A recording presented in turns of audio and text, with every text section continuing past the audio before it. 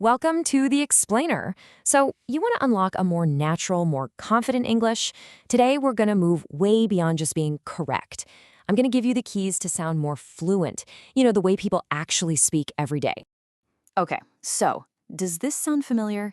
You've got the grammar down, it's perfect, but your sentences, they still sound like they're straight out of a textbook, right? Well, today we're going to close that gap, the gap between the English you learn in a classroom and the English people really use on the street. The secret is all about using what are called, in Korean, 찰떡 표현. And that's just a fantastic term. It means an expression that fits a situation perfectly, like a key sliding into a lock. And that's exactly our goal today. I'm going to arm you with 10 of these perfect fit phrases, and we'll start with some really simple everyday actions. All right, first up on our list, wrap up. Now, I want you to think about neatly wrapping a present. See, it's not just about stopping what you're doing. It's about finishing it cleanly, completely. It's perfect for a project, a meeting, or even just, wrapping up your studying for the day. And here's where the real nuance comes in, the feeling of the phrase. Saying, let's finish, can feel a little abrupt, almost harsh. But when you say, all right, let's wrap up for today, doesn't that just feel softer? It feels collaborative, like you're all finishing together in this nice, organized way. Okay, next one. It's time to leave, so what do you say? You say you're going to head out, and the visual here is just perfect, right? Picture it. Your head is already pointing toward the door. You're ready to go. It's such a great casual way to say you're leaving. So instead of that kind of stiff, formal, I should leave, just try this. Man, it's getting late. I should probably head out. It just feels so much lighter, more natural. And honestly, it's what you're going to hear all the time with friends or coworkers. All right, our next phrase is all about making a choice. When you pick out something, it means you're selecting one specific thing from a whole group of options. Just imagine you're at the market, plucking the absolute perfect apple from a big pile. That's the exact feeling of pick out. Now look, choose is always correct. You can't go wrong with it. But pick out is what we use, especially when we're talking about physical things. Asking someone to help me pick out a tie really emphasizes that you're physically selecting an item you can see and hold. Okay, but what about when you're searching for something you can't find?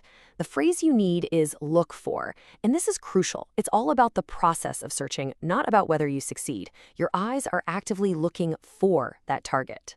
So you see the big difference, right? I'm looking for my keys, that's the search. I found my keys, that's the success. Getting this distinction right is a total game changer. Okay, so now let's shift gears. We're moving away from physical actions and into phrases about our thoughts and feelings. First up for this section, keep in mind. I want you to imagine carefully holding an important piece of information in your mind so it doesn't float away. This is so much stronger than just saying remember.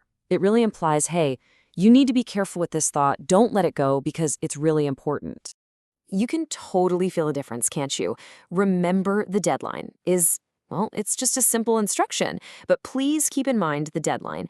That adds this whole layer of seriousness. It's a polite way of saying, hey, this is critical. You really need to pay attention to this. But what happens when that thought does get away from you? Well, that's when it slips your mind. And I love this image. Just picture a thought that's as slippery as a wet bar of soap, and it just, poof, fell right out of your head. It's the absolute perfect phrase for those, oops, I totally forgot moments.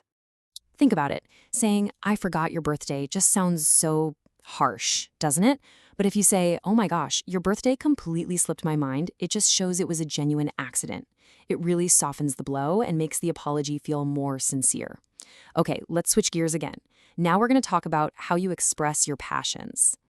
So how do you show you're really, really passionate about something? You say you are into it. The idea is that you're not just on the outside looking in, you are fully inside that hobby. Like you could say, wow, I'm really into Pilates lately. I mean, I like Pilates it's fine, it's kind of neutral. But saying I'm really into Pilates, that shows a whole different level of enthusiasm, a real passion. It signals that this isn't just something you like, it's a real hobby you're actively engaged with.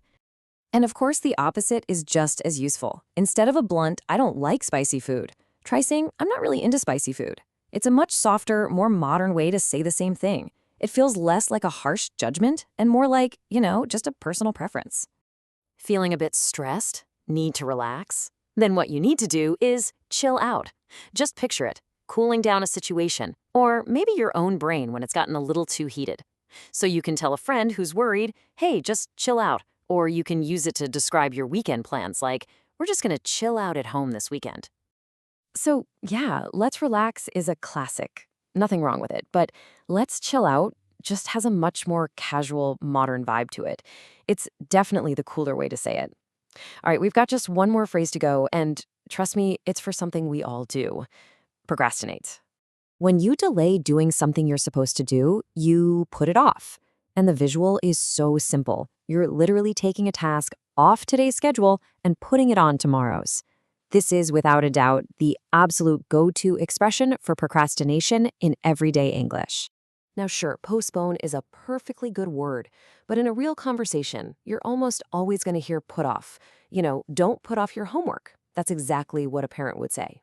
And just like that, you've now got 10 super powerful, supernatural phrases in your toolkit. Okay, let's do a really quick recap of my top 5 favorites. When you're finishing up, you wrap up. Time to go? Head out. Forgot something by accident? It slipped my mind. Absolutely love a hobby? I'm into it. And when you need to delay something, you put it off. Seriously, these 5 are a fantastic place to start using everything you've just learned, like right now. And honestly, this is the most important takeaway. Because learning these phrases is great, but using them, that's everything. The real goal here is to turn this knowledge into an active, confident skill that you can actually use. So, my question for you is, which phrase are you going to use first? What's it going to be? Go on, pick one. Say it out loud right now. And just like that, you've taken the first real step toward making your English sound more natural, more confident, and more you.